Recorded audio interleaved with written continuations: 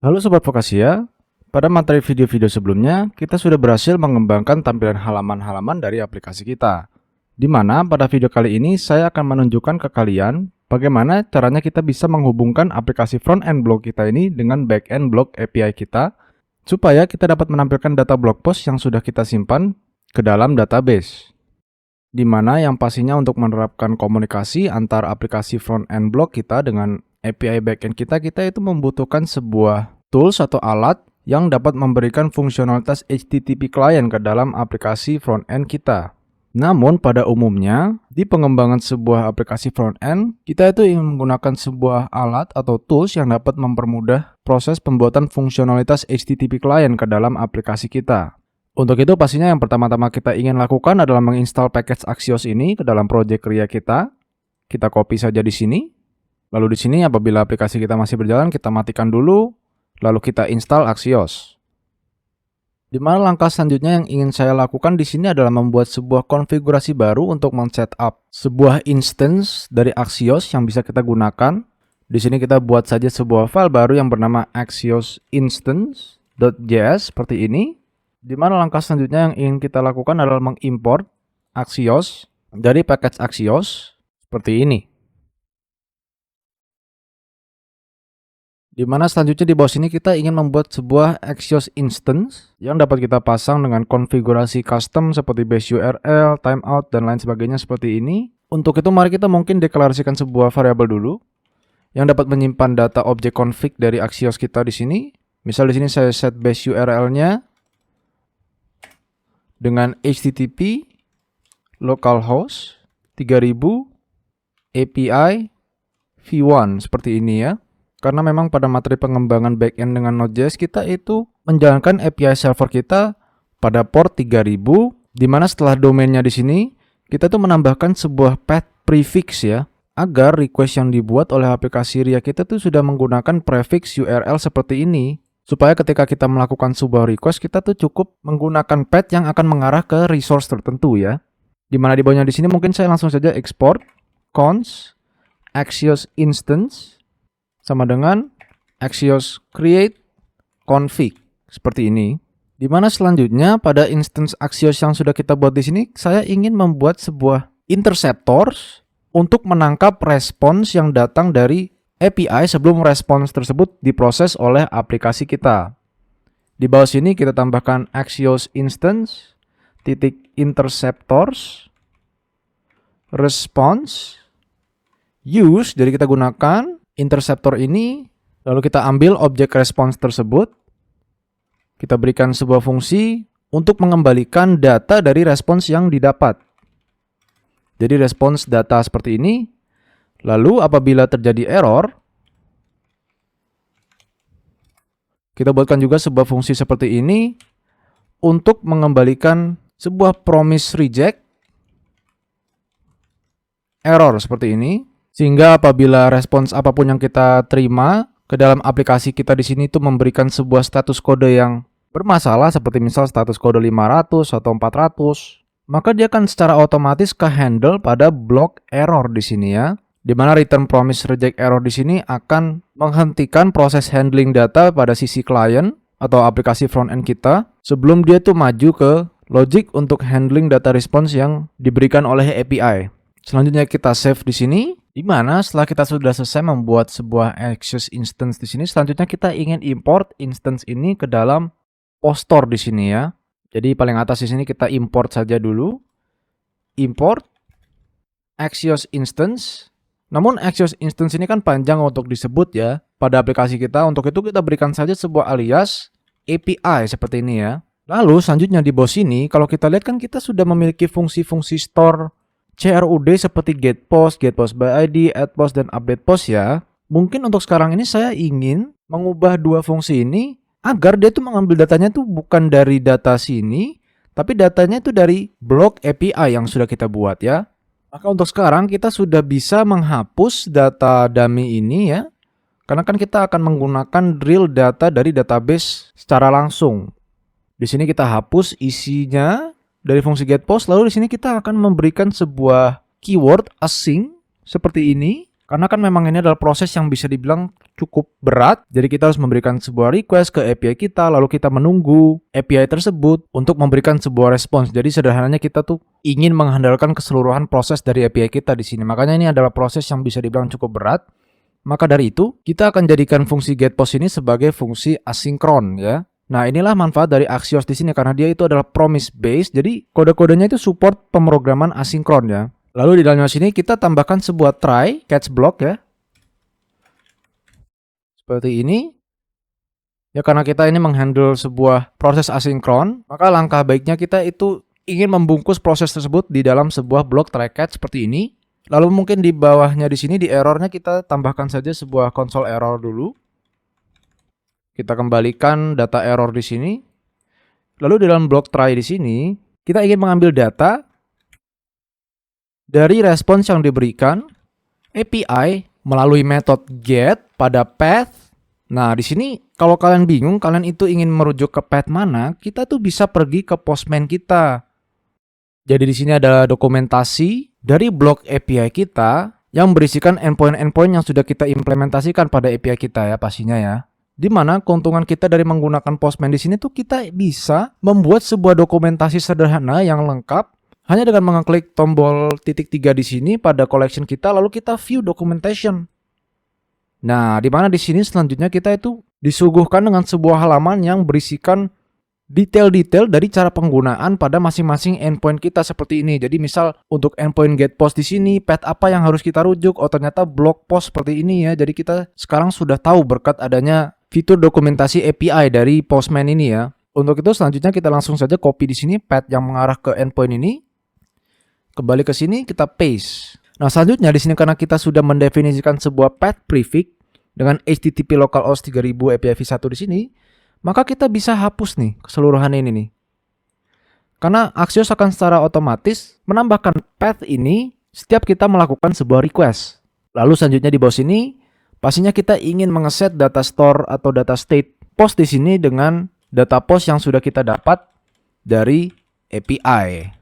Seperti ini ya. Jadi penggunaannya cukup sederhana. Lantas bagaimana sekarang apabila kita ingin memanggil atau membuat request ke endpoint yang memiliki path variables atau path param di sini, contohnya seperti getPost by ID. Nah, untuk itu kita copy saja ini. Lalu isi dari fungsi getPost by ID di sini kita ubah menjadi try catch block.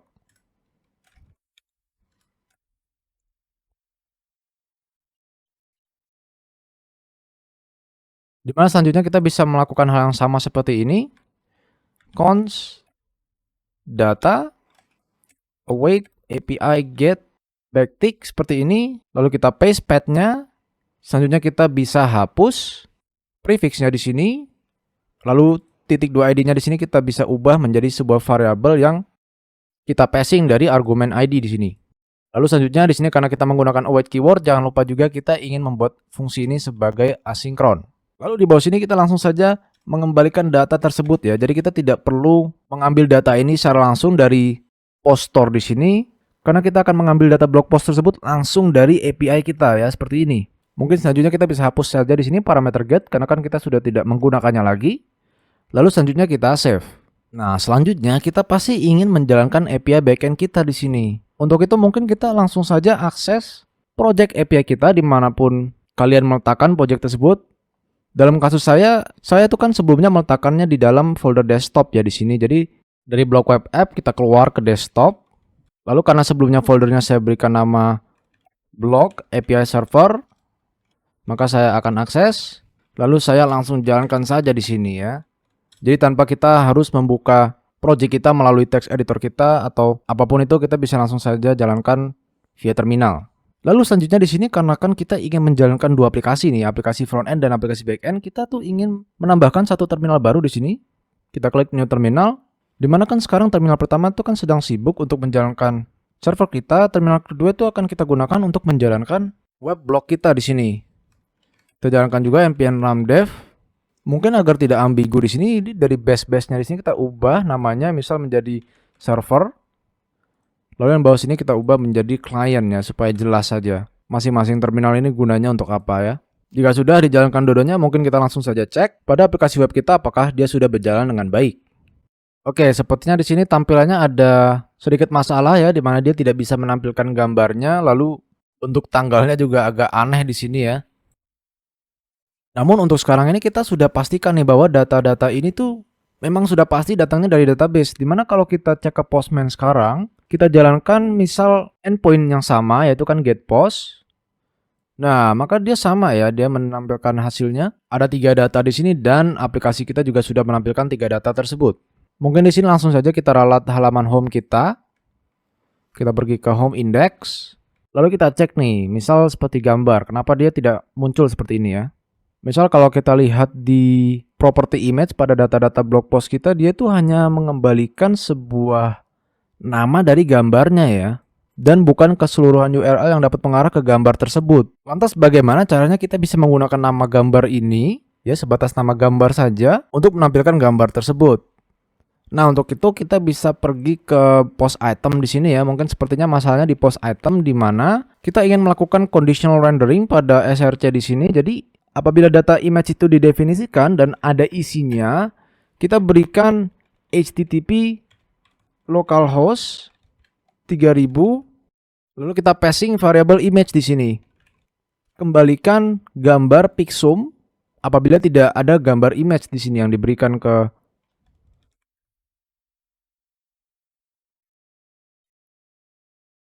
kita save. Dimana kalau kalian lihat sekarang kita sepertinya tuh ada masalah baru di sini, dimana sekarang tidak ada data sama sekali ya. Jadi kosong ya. Mungkin kita cek di konsol di sini errornya tuh kenapa.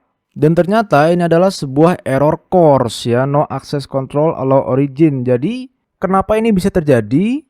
Karena sebenarnya secara default itu server kita tuh tidak mengizinkan kita atau dalam kasus ini klien untuk mengambil resource gambar tersebut. Makanya di sini ada proteksi course ya. Jadi sederhananya ini adalah sebuah mekanisme keamanan yang diterapkan oleh browser untuk melindungi pengguna dari semacam request-request yang berbahaya ya. Untuk itu, kita bisa kembali ke project API server kita untuk memperbolehkan domain ini untuk meminta resource apapun ya. Jadi ini adalah domain frontend kita, di mana untuk sekarang dia tuh belum diberikan akses penuh oleh server kita ya untuk merequest ke resource-nya. Kita bisa langsung saja di sini pergi ke server kita ya, project server kita. Mungkin di terminal server di sini, lalu kita buka menggunakan Visual Studio Code. Di mana di dalam project backend kita di sini kita itu ingin menginstal sebuah package yang bernama course seperti ini. Lalu selanjutnya kita pergi ke file server.js di sini untuk menambahkan fungsionalitas course tersebut. Jadi di sini kita import course from course. Lalu selanjutnya di bawah sini kita ingin menggunakan course ini layaknya middleware ya. Use course origin all di sini ya. Jadi wildcard atau bintang di sini. Di sini saya mendefinisikan bintang untuk memperbolehkan semua domain untuk mengakses API kita, keseluruhan resource dari API kita. Kita save file ini. Mungkin di sini saya akan commit juga ya. Misal message-nya saya berikan fix add wildcard course. Kita git push. Lalu selanjutnya kita tutup ini dan jalankan lagi server tersebut pada window front end di sini ya. Dimana sekarang kalau kita refresh, nah maka sekarang datanya sudah kembali dan sudah berhasil menampilkan data gambar yang sudah diupload di sini ya. Nah, mungkin langkah selanjutnya yang ingin kita lakukan adalah membenarkan penulisan tanggal di sini ya. Di sini kan bukan tanggal yang bisa dibilang cukup readable. Untuk itu saya ingin menggunakan sebuah package yang bernama DayJS.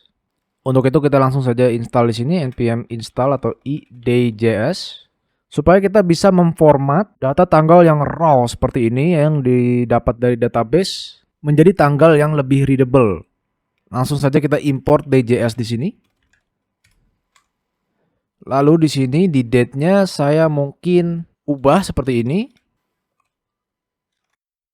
Kita berikan formatnya seperti ini. Lalu kita jalankan lagi aplikasi kita. Nah, maka sekarang tanggalnya itu akan tampil lebih sederhana seperti ini ya. Jadi 18 Jul 2024. Lalu selanjutnya di sini mungkin saya ingin mengecek fungsionalitas dari halaman post detail. Nah, dimana kalau kita lihat di sini tuh datanya kosong ya, tidak ada apa-apa ya.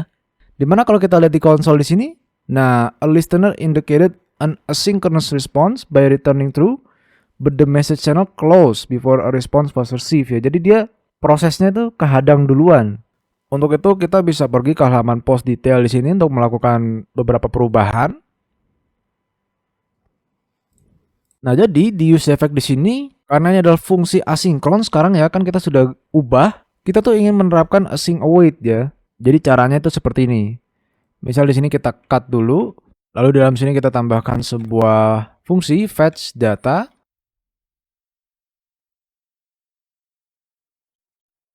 Seperti ini, lalu di dalamnya kita paste. Di mana pada pemanggilan fungsi get post by id di sini kita tambahkan keyword await ya. Selanjutnya di bawah sini kita panggil fungsi fetch data. Kita save.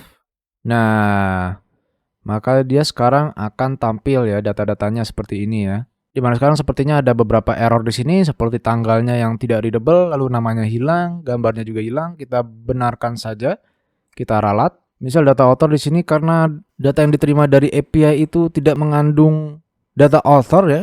Untuk itu mungkin kita set saja di sini data authornya menjadi John Doe.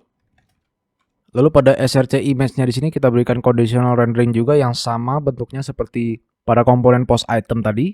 Ya, jadi seperti ini. Lalu pada tanggalnya kita terapkan day.js juga.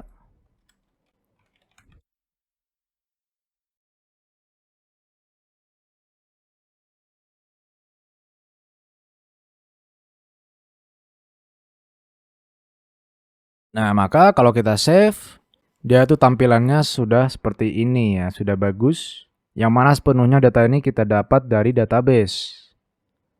Misal untuk tampilan blog post yang memiliki gambar custom juga seperti ini, aman, tidak ada masalah ya. Jadi sekarang proses pemanggilan API-nya sudah berjalan dengan baik, aman. Maka selanjutnya seperti biasa kita ingin commit perubahan ini ya. Git add git commit feed implement API data fetching. Lalu kita git push seperti biasa. Dan selesai. Demikian, itulah tutorial pertama kita mengenai bagaimana caranya kita bisa menghubungkan backend API dengan frontend website blog kita.